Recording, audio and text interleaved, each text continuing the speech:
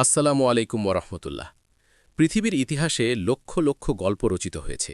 রাজাদের বীরত্বগাথা, সাম্রাজ্য পতনের ইতিহাস কিংবা মানুষের সুখ দুঃখের গল্প। মানুষ গল্প শুনতে ভালোবাসে, কিন্তু মহাবিশ্বের মহাবিস্ময় পবিত্র কোরআন মাজিদে মহান আল্লাহ রাব্বুল আলামিন একটিমাত্র গল্পকেই উপাধি দিয়েছেন আহসানুল কাসাস বা গল্পের শ্রেষ্ঠ গল্প। কেন কেন এটি শ্রেষ্ঠ? কারণ এই গল্পে কোনো কাল্পনিক নাটক নেই, নেই কোনো মিথ্যে নায়কোচিত ভাব, বরং এই গল্পে আছে মানুষের হৃদয়ের রক্তক্ষরণ। এই গল্পে আছে এক ভাইয়ের হাতে আরেক ভাইয়ের প্রতারিত হওয়ার করুণ দৃশ্য, আছে এক পিতার দীর্ঘ ৪০ বছরের কান্না, আছে কারাগারের অন্ধকার প্রকোষ্ঠে এক যুবকের যৌবন পার করার ইতিহাস, আর আছে ধৈর্যের চূড়ান্ত পরীক্ষা। আজ আমরা জানব সেই মহাকাব্য। আমরা শুনব হজরত ইউসুফ আলাইহিসসালামের জীবনী, যার জীবনের প্রতিটি বাঁকে বাঁকে লুকিয়ে আছে শিক্ষা। আসুন ফিরে যাই হাজার বছর আগের কেনান শহরে, হজরত ইয়াকুব আলাইহিসসালামের পবিত্র ঘরে। হজরত ইয়াকুব আলাইহিসসালাম ছিলেন আল্লাহর নবী। তার ১২ জন পুত্র সন্তান ছিল। এর মধ্যে ছোট দুজন, ইউসুফ এবং বিনিয়ামিন, ছিলেন তার কলিজার টুকরা। বিশেষ করে ইউসুফ আলাইহিসসালামের চেহারায় এমন এক নূর ছিল যা দেখলে যে কেউ মুগ্ধ হয়ে যেত। আল্লাহ তাকে দান করেছিলেন পৃথিবীর অর্ধেক সৌন্দর্য। একদিন শেষ রাতে যখন সবাই ঘুমে আচ্ছন্ন, কিশোর ইউসুফ এক অদ্ভুত স্বপ্ন দেখলেন, এমন স্বপ্ন যা তার হৃদস্পন্দন বাড়িয়ে দিল। তিনি দৌড়ে বাবার কাছে এলেন, ভয়ার্ত ও উত্তেজিত কণ্ঠে বললেন, বাবা, আব্বাজান, আপনি কি জেগে আছেন? আমি আজ এক অদ্ভুত স্বপ্ন দেখেছি বাবা। ইয়াকুব আলাইহিসসালাম স্নেহমাখা কণ্ঠে বললেন, এসো আমার কাছে। কি দেখেছ তুমি, আমার আদরের সন্তান? ইউসুফ বললেন, বাবা, আমি দেখলাম আকাশের ১১টি নক্ষত্র এবং সূর্য ও চাঁদ আমাকে সিজদা করছে। তারা আমার সামনে বিনয়ের সাথে অবনত হয়েছে। এর মানে কি বাবা? হজরত ইয়াকুব আলাইহিসসালাম চমকে উঠলেন। তিনি নবী ছিলেন। স্বপ্নের ব্যাখ্যা তিনি জানতেন। তিনি বুঝতে পারলেন এই স্বপ্ন সাধারণ নয়।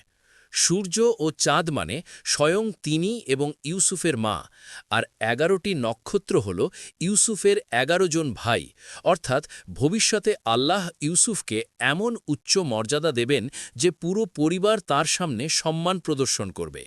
নবুয়তের আলো তিনি ছেলের চোখে দেখতে পেলেন, কিন্তু পরক্ষণেই এক অজানা আশঙ্কায় তার বুক কেঁপে উঠল। তিনি জানতেন তার অন্য ছেলেরা ইউসুফকে সহ্য করতে পারে না। তিনি খুব নিচু স্বরে সতর্ক করে বললেন, হে আমার বৎস, খবরদার, তোমার এই স্বপ্নের কথা তোমার ভাইদের কাছে ঘুণাক্ষরেও বলো না। তারা যদি জানতে পারে তুমি তাদের চেয়ে শ্রেষ্ঠ হবে, তবে তারা তোমার বিরুদ্ধে ভয়ানক ষড়যন্ত্র করবে। শয়তান মানুষের প্রকাশ্য শত্রু, সে তাদের উস্কে দেবে তোমাকে ধ্বংস করার জন্য। কিন্তু হিংসা আগুনের মতো, যতই চাপা দেওয়া হোক ধোঁয়া বের হবেই। সৎ ভাইয়েরা লক্ষ্য করল, বাবা ইয়াকুব আলাইহিসসালাম সবসময় ইউসুফকে চোখে চোখে রাখেন। শয়তান তাদের মনে বিষ ঢেলে দিল। একদিন তারা মরুভূমির নির্জন প্রান্তে বৈঠকে বসল। তাদের চোখ ছিল হিংসায় লাল। একজন রাগী ও কর্কশ কণ্ঠে বলল, এইভাবে আর কতদিন? বাবার মন থেকে আমরা মুছে গেছি। ইউসুফ আর বিনিয়ামিন পুরো হৃদয় দখল করে নিয়েছে। আমাদের অস্তিত্বই যেন নেই। আরেকজন নিষ্ঠুর হাসি দিয়ে বলল, আমার মাথায় একটা বুদ্ধি এসেছে। চলো ইউসুফকে হত্যা করে ফেলি।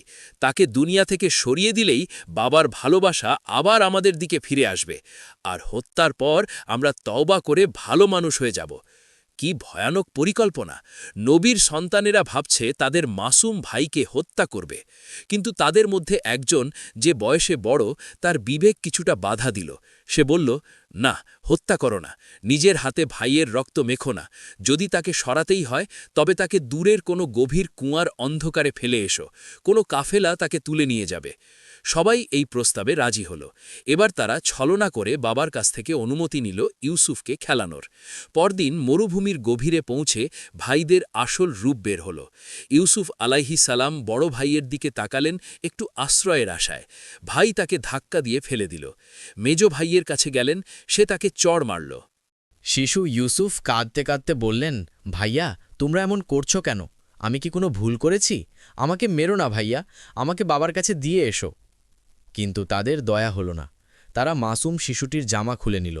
মারধর করতে করতে তাকে একটি গভীর অন্ধকার কুয়ার কিনারে নিয়ে ধাক্কা দিয়ে ফেলে দিল। ইউসুফ আলাইহিসসালাম কুয়ার মাঝখানে এক পাথরের উপর গিয়ে পড়লেন। চারদিকে ঘুটঘুটে অন্ধকার। উপরে ভাইদের অট্টহাসি শোনা যাচ্ছে। তারা উপর থেকে বলল, থাক এখানে, দেখি তোর চাঁদ তারা তোকে বাঁচাতে আসে কিনা। কিন্তু আল্লাহ তার প্রিয় বান্দাকে একা ছাড়েন না। ঠিক সেই মুহূর্তে আল্লাহ রাব্বুল আলামিন জিব্রাইল আলাইহিসসালামকে পাঠালেন। আল্লাহ ওহী পাঠালেন, হে ইউসুফ, ভেবো না, তুমি একা নও। এমন একদিন আসবে যেদিন তুমি তাদের এই কাজের কথা স্মরণ করিয়ে দেবে, অথচ তারা টেরও পাবে না যে তুমি সেই ইউসুফ। সন্ধ্যা ঘনিয়ে এলো। ভাইয়েরা একটি ছাগল জবাই করল এবং সেই রক্ত ইউসুফের জামায় মাখিয়ে দিল।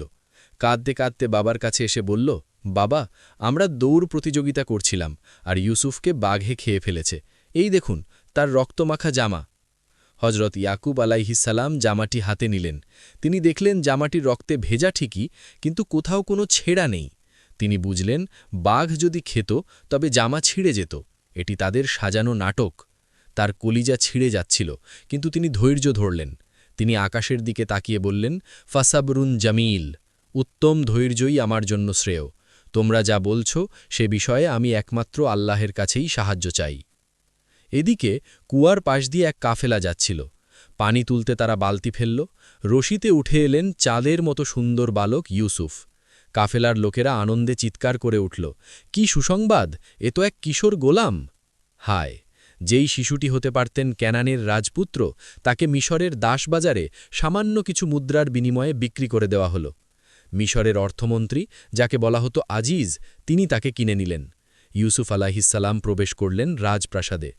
দিন যায়, মাস যায়, ইউসুফ আলাইসাল্লাম যৌবনে পদার্পণ করলেন। আল্লাহ তাকে দান করলেন প্রজ্ঞা এবং পৃথিবীর সেরা রূপ। এই রূপই কাল হয়ে দাঁড়াল। আজিজের স্ত্রী জুলেখা ইউসুফের প্রেমে পাগল হয়ে গেলেন। একদিন জুলেখা প্রাসাদের 7টি দরজা বন্ধ করলেন। সুগন্ধি মেখে ইউসুফের সামনে এসে বললেন, এসো, আমার কাছে এসো। কিন্তু ইউসুফ আলাইসাল্লাম ছিলেন নবী পরিবারের সন্তান। তিনি চিৎকার করে উঠলেন, মা আজাল্লাহ, আল্লাহ আমাকে রক্ষা করুন, আমার রব আমাকে সম্মানিত করেছেন। আমি কিভাবে বিশ্বাসঘাতকতা করব? নিশ্চয়ই জালিমরা সফল হয় না। ইউসুফ আলাইসাল্লাম দরজার দিকে দৌড় দিলেন। জুলেখা পেছন থেকে তার জামা খামচে ধরলেন এবং জামাটি ছিঁড়ে গেল। ঠিক সেই মুহূর্তে দরজায় আজিজ উপস্থিত হলেন। জুলেখা দোষ চাপালেন ইউসুফের উপর। কিন্তু আল্লাহ এক শিশুর জবান খুলে দিয়ে ইউসুফ আলাইসাল্লামের পবিত্রতা প্রমাণ করলেন। যেহেতু জামা পেছন থেকে ছেঁড়া ছিল, তাই প্রমাণিত হল ইউসুফ পালাচ্ছিলেন। শহরের নারীরা যখন জুলেখাকে নিয়ে নিন্দা করতে শুরু করল, জুলেখা তাদের এক ভোজ সভায় ডাকলেন। তাদের হাতে ধারালো ছুরি ও ফল দিলেন। ঠিক সেই মুহূর্তে ইউসুফকে তাদের সামনে আসতে বললেন। নারীরা ইউসুফের চেহারা দেখে এতটাই বিমোহিত হল যে ফল কাটতে গিয়ে নিজেদের আঙুল কেটে ফেলল। তারা সমস্বরে বলল, আল্লাহর শপথ, এ তো মানুষ নয়, এ তো কোনো সম্মানিত ফেরেশতা।